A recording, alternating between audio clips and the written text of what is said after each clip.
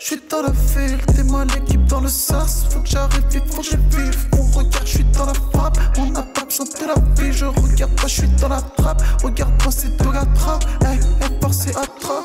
Yo mes vikings, comment allez-vous? Aujourd'hui ça va être une vidéo très spéciale. Avant ça, j'ai une annonce importante à vous faire. Faut savoir qu'à partir de maintenant, je me lance sur Twitch et vous pouvez me retrouver tous les jours à partir de 21 h les gars, en live. Le Twitch sera en description, donc je compte sur vous pour aller vous abonner et à me rejoindre dans cette aventure qui sera juste folle. Donc ne vous inquiétez pas, il y aura des jeux, on va regarder des animés ensemble, vous aurez des vidéos exclusives.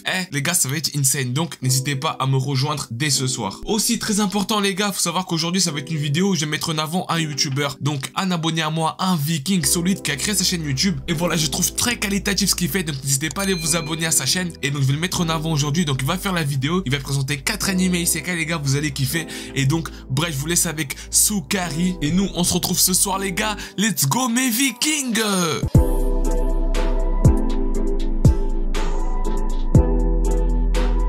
Yo, bien le bonjour aux vikings de Doga, moi c'est Sukari l'épéiste et j'espère que vous portez tous bien. Aujourd'hui je suis dans cette vidéo pour vous présenter 4 animés où le protagoniste est réincarné. Donc déjà un gros merci à Doga pour l'invitation qui fait extrêmement plaisir. Et du coup c'est parti, commençons. Ah perso j'aurais plutôt dit let's go. Michel, ta gueule, personne t'a parlé. Bon du coup je commence avec le premier animé qui se nomme The World Fitness Assassin. Et donc l'animé nous entraîne aux côtés d'un mec qui est assez vieux. Voilà, qui est assez âgé. Et en fait ce mec là c'est pas n'importe qui vu que c'est le meilleur assassin du monde. Ce mec c'est le pro, vraiment le meilleur. En fait genre pour tout vous dire, ce mec là dès qu'il entreprend une mission, eh bien il réussit toujours sa mission 100%.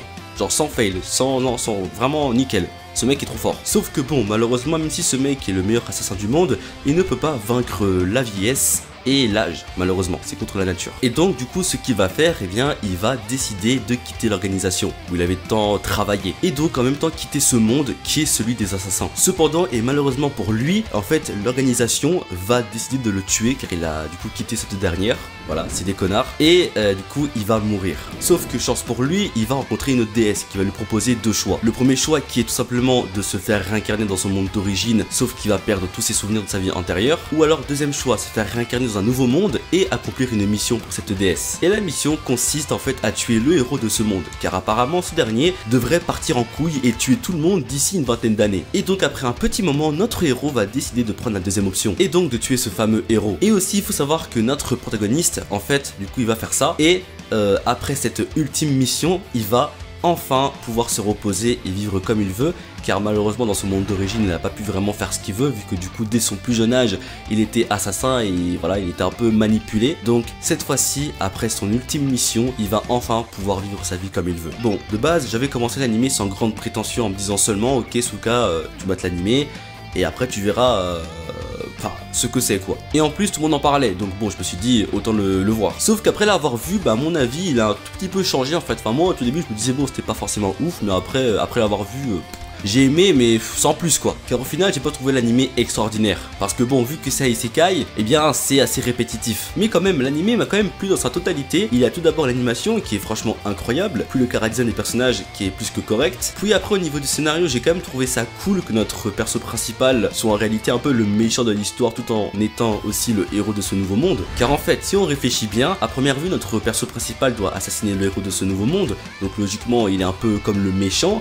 Sauf qu'en fait le héros lui-même deviendra un peu un fils de pute si je peux dire ça comme ça d'ici 20 ans. Et donc le fait que notre héros le tue, ou en tout cas va essayer de le tuer, et bah ça va peut-être sauver le monde. Donc d'un côté c'est un héros tout en étant un méchant. Et franchement je trouvais ça assez stylé et original. Bref, tout ça pour dire que The World Fitness Assassin est une bonne petite découverte. Mais bon après faut pas dire que c'est le meilleur animé quoi, ça faut pas abuser. Bon j'enchaîne directement avec l'animé qui se nomme Atage Kemonomichi, qui nous entraîne aux côtés d'un catcheur professionnel sous le nom de Shibata Kenzo, qui est un passionné par les animaux et créatures en général. Cependant ce dernier va un jour se faire invoquer dans un monde de fantasy où une princesse va lui demander de l'aide pour tuer des créatures et des animaux. Et du coup malheureusement pour notre princesse, car en fait bon voilà vous l'avez compris, mais notre héros c'est un fan de tout ce qui est animaux et créatures en général. Donc du coup la meuf elle lui demande très clairement de ouais tue pour moi tous les animaux et monstres que tu croises. Donc bon, comment dire que le mec il est un peu énervé quoi. Et donc alors le mec, qu'est-ce qu'il fait? Eh bien il décide de lui faire une prise de catch, et celle-ci est le German Suplex, qui est une prise assez violente, faut le dire. Oh bah putain, il déconne pas celui-là. Ah bah ça je te fais pas dire Michel. Et donc juste après ça, notre héros décidera d'ouvrir une boutique pour animaux et monstres de compagnie, et cela dans ce nouveau monde de fantasy. Bon, vous l'avez compris, mais cet animé est un animé assez drôle, et aussi avec beaucoup de what the fuck. Car premièrement nous avons un protagoniste qui est un catcheur, qui aime beaucoup les animaux et qui va se faire invoquer dans un monde de fantasy. Enfin je veux dire là, le mélange il est un peu what the fuck, faut le dire. En tout cas cet animé est une très bonne découverte. Ce dernier possède un bon opening sympa, car quand tu l'écoutes bah tu bouges vite ton petit boule et comme ça c'est pas mal là, en bas là. En bas. Oh putain. Puis après on a des personnages féminins super bien développés qui ne seront pas évidemment là pour le fanservice, hein, bien sûr, bah non ils seront là parce qu'ils sont super bien développés, voilà, tu sais et tout, ils ont une psychologie juste incroyable. Donc ouais voilà, bien sûr. Putain, j'ai mal à la gorge. Enfin bref, si vous avez envie de passer un petit moment sympa devant un animé qui ne va pas vous prendre la tête, eh bien foncez voir Attaque Kemonomichi. Je continue donc avec le troisième animé de la vidéo qui se nomme La sorcière invincible, tueuse de slime depuis 300 ans. Oui alors en fait j'ai préféré dire le nom en français parce que bon en anglais c'est un peu compliqué, et moi plus anglais bon ça fait moins 0, et aussi en japonais c'est assez compliqué, donc ouais, j'ai préféré dire ça en français, c'est beaucoup plus simple. Allez, c'est parti. Et donc cette œuvre nous fait suivre l'histoire de Azusa Aizawa, qui à cause du surménage décède tristement. Sauf que bon, heureusement pour elle, elle a de la chance, car après sa mort, elle a le droit de se réincarner dans un monde de fantasy. Et en plus de ça, elle pourra choisir une compétence de son choix. Et donc notre protagoniste décide de prendre la compétence qui est l'immortalité. Et donc suite à cela, elle commencera à gagner sa vie en tuant des petits slimes, vu que bon, ils sont pas très puissants. Et voilà, comme ça au moins elle gagne de l'argent, elle vit sa vie tranquillement, elle se repose. Et au moins comme ça, elle combat pas des monstres super puissants. Il faut savoir qu'elle fera ça pendant des centaines d'années, donc durant 300 ans. Sauf que bon, malheureusement pour elle, à force d'en tuer pendant 300 ans, eh bien son niveau magique et sa force physique vont augmenter d'une façon hallucinante. Ce qui va donc attirer beaucoup de personnes voulant se mesurer à elle, et voir si du coup ils sont plus forts qu'elle ou pas. Et donc nous suivrons notre protagoniste qui dans ce nouveau monde serait une magicienne immortelle et beaucoup trop puissante. Bon, pourquoi faut-il aller voir cet animé qui est bien sûr génial et qui change vraiment des autres? Bah oui bien sûr, cet animé il est vraiment original, hein Michel? Mec il est pas original. Michel, je t'avais donné 5 € pour que tu dises oui bordel. Ah bref. Bon déjà pour l'histoire qui est assez cool dans le fait que notre protagoniste soit totalement immortel dans un monde de fantasy, car du coup avec ça l'auteur peut avoir pas mal d'idées de gags à faire dans les épisodes de son manga, mais aussi à faire entrer beaucoup de personnages assez hilarants et qui seront là pour essayer de nous faire prendre du bon temps, etc. Et je dirais que c'est plutôt sympa. Au niveau des chara-design, ces derniers sont plutôt corrects, l'animation est tout aussi cool. Bref, si vous avez envie de voir un animé vraiment simple et sans prise de tête, allez voir l'animé qui s'appelle... Oh putain, j'ai oublié son nom. Bref, allez continuons. Je termine donc avec l'animé Isekai sous le nom de I'm Standing on Aimi on Live. Alors, je précise, mais je kiffe cet animé. Celui-là, franchement, il change des autres, il est vraiment extraordinaire. Bon, l'histoire se centre sur Yosuke Yotsuwa, un jeune lycéen qui n'a pas d'amis. En fait, c'est un peu un Dark Sasuke en fait. Il est solitaire.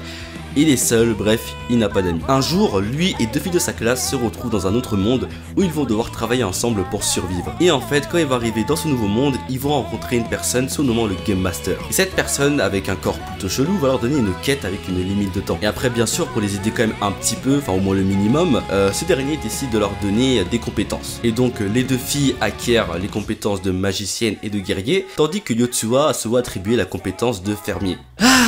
Comme par hasard, j'ai envie de dire, oui bien sûr, c'est le protagoniste et il se prend la pire compétence. Enfin en tout cas, à première vue, on croit que c'est la pire, mais en fait elle est très cheatée. Et ça, vous le verrez en voyant l'animé. C'est ainsi que débute l'aventure des 3 lycéens obligés de terminer les quêtes dans ce monde s'ils veulent rester en vie. Bon, j'ai pas envie de faire le gars en mode, oh mon dieu c'est le meilleur isekai et tout, mais les gars, bordel de merde, cet animé il est génial, il est extraordinaire bordel. Il est monstrueux, les chara-design sont nickel, l'animation est entre guillemets correcte et l'opening du titre Anti-World chanté par Kanako Takatsuki est tout bonnement incroyable. Les paroles, le rythme de la musique, le visuel, tout est là pour te faire accrocher à l'opening et putain qu'est-ce que c'est insane. Par contre, même si tout ça est génial, cela reste quand même secondaire comparé à l'histoire et aux personnages du récit. Enfin bon, quand je dis aux personnages, je parle plus précisément de Yosuke, notre protagoniste, parce que bordel, j'ai tellement kiffé ce personnage pour son côté sombre mais aussi pour son caractère qui s'est c'est tellement bien développé au fil des épisodes. Car en fait, faut savoir qu'au tout début, on aura un Yosuke totalement égoïste et solitaire, qui restera à chaque fois seul et qui a même pour vœu de voir les humains disparaître. Parce que selon lui, l'espèce humaine n'est qu'une sorte de blague, une espèce incompétente